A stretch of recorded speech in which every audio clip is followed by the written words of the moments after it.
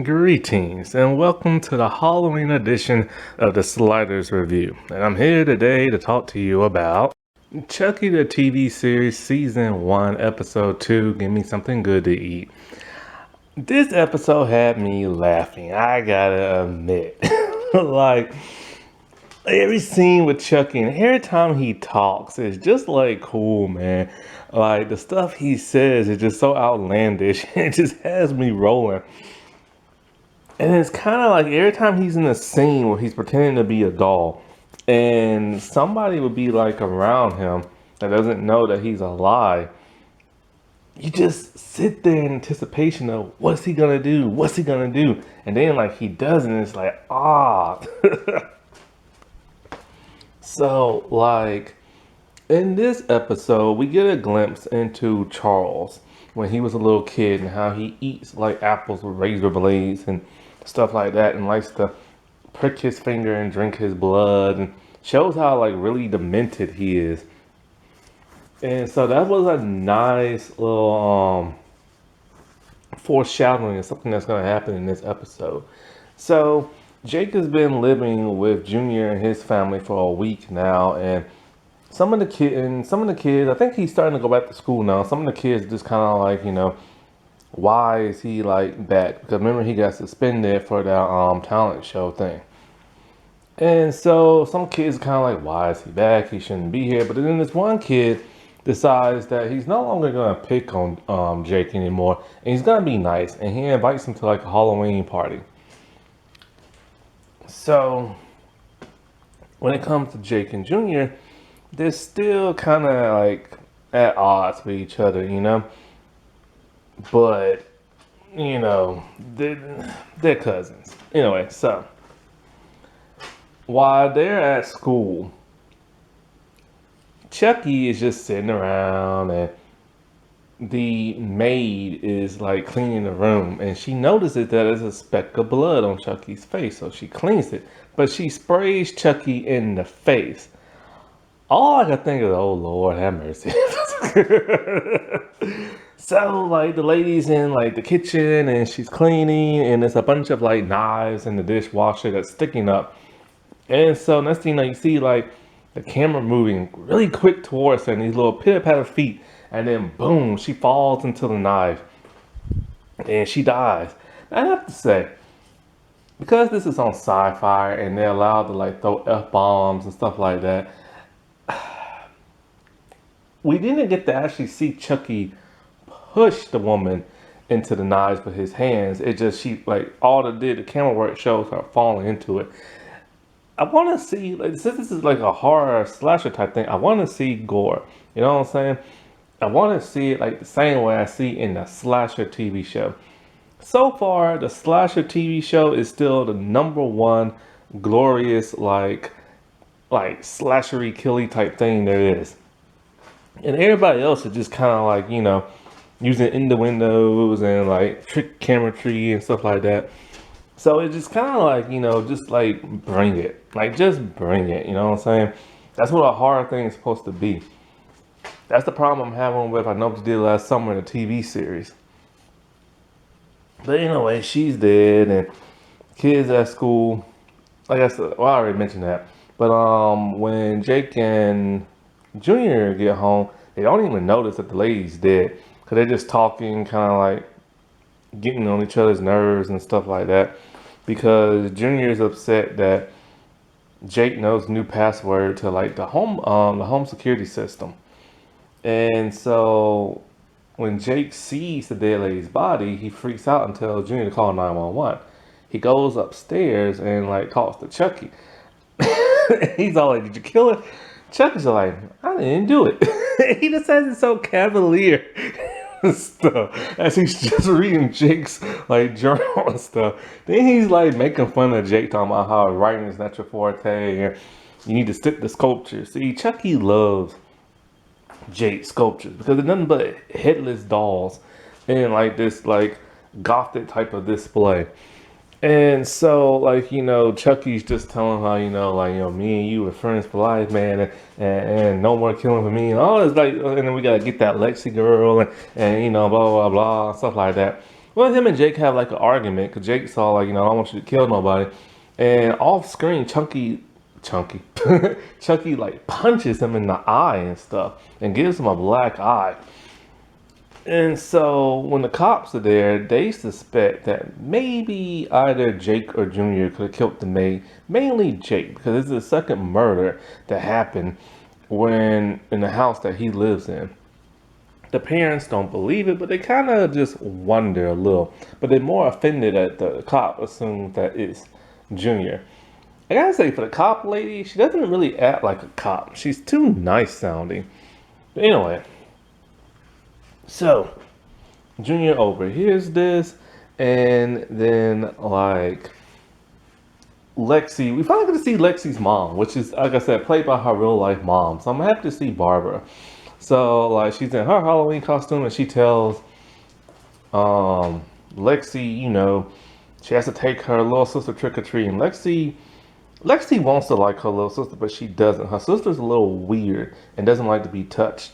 But her sister is drawing Chucky, like a really good drawing, and the parents are very impressed by this. Because they said she only saw Chucky for like 5 minutes and able to recreate him and stuff. Now, I remember when the little girl, the talent show thing in the audience, she just looked kind of odd every time like Chucky would make fun of her sister. It was this eerie feeling. And, I'll get a little bit to that a little bit later in the episode because the sister's kind of odd and stuff. But anyway, at some point in time, Chucky tells Jake about like his son that's like LGBT, talking about how he's gender fluid and stuff like that. I have no idea what child he's talking. I know there was a Seed of Chucky movie, but I've never seen it and I haven't researched it yet. So I have no idea who he's talking about. But I gotta watch those movies, man. But anyways, Lexi is pissed that she has to take her sister like trick-or-treating and she wants to go to the party. She keeps telling Junior that it's a really good costume. So he's assuming that she's gonna dress like a slut. Because you know how most girls are for Halloween. They're just like sluts. So, when I was in college, my God. It was like a brothel and everything. So, like, I've never understood that about girls. Why do they like to dress like sexy for Halloween? Anyway. So, Junior goes to the party without Jake. And Jake's crush is at the party and wants Jake to go there really bad because he has feelings for him too. I gotta say, the awkwardness between them two, liking each other and crushing each other, it seems so real and natural. Like, it really seems like this is something kids will really go through who are LGBT. And, they have great inspiration because, like, Mancini himself was gay. I mean, not was, but is, you know what I'm saying? And, like, when I say was, I'm gonna say, like, he was a child. And he said he's drawn a lot of his inspiration. So it seems very genuine and stuff. And so, like,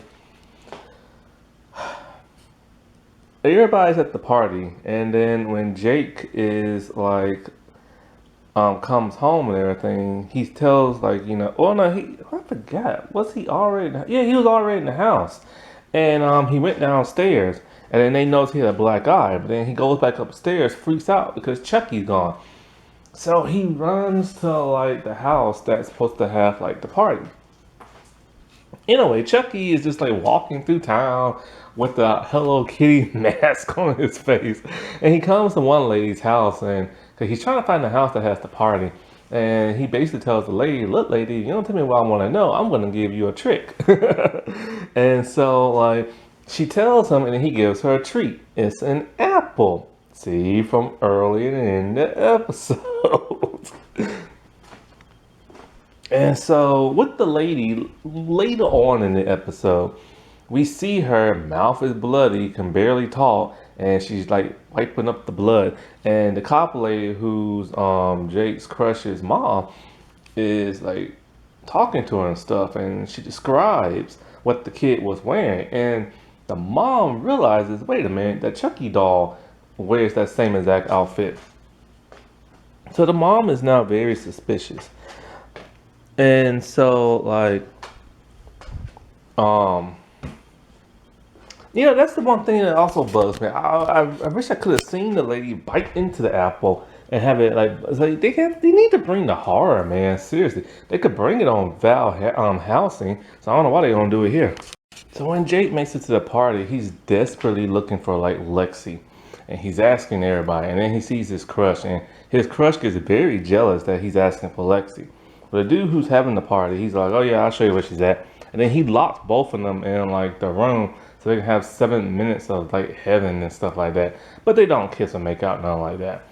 It's just him talking about like how he has to find Lexi, and the crush is just all. I keep calling him the crush. I forget his name. And the crush is just like why is like why you want to look for her for? And he's all like, I can't tell you, you'll never believe me. And it looks like he's about to tell him about Chucky, but he doesn't.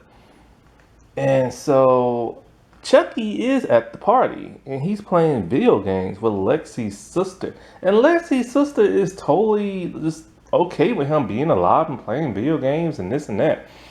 And Chucky, like, she's telling him, like, every time Chucky, like, cusses and stuff, she's like, my mom said that's bad, and you shouldn't do this and that.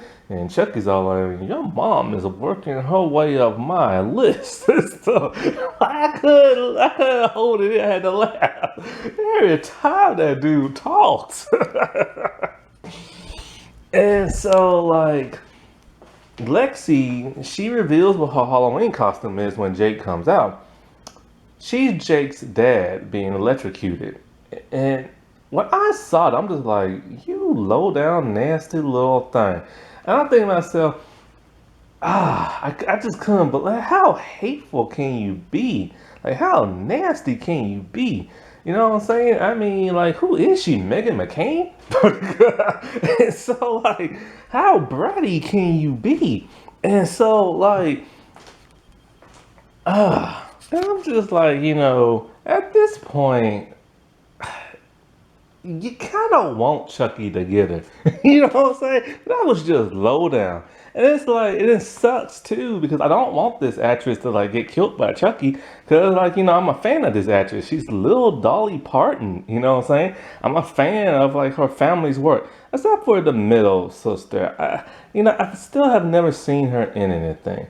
And she needs to hurry up and start something that I actually watch. Because I don't want to have to go out my way to watch something I ain't never watched. Because I hate doing that.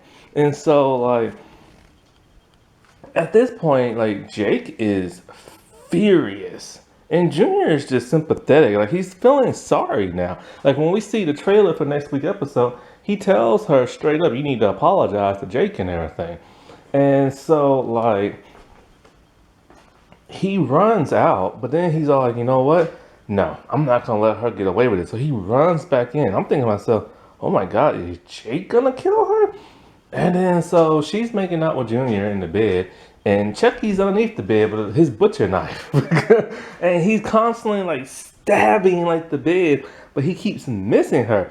And it's one of the most hilarious type things like ever. Cause every time like they'll roll in one spot, he's getting ready to stab, and then something interrupts them, and they stand up or they sit up or they move around, and he just keeps like missing and stuff.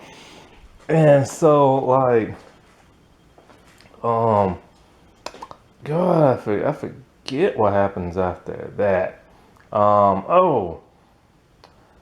Something. Oh yeah, now I remember. So Lexi and like Junior were talking, and then comes like Jake, and Chucky's behind her, and he's getting ready to stab her, but then Jake stops him, and then he puts the knife away, and then like Lexi talking about how the dog like creeps her out and stuff like that.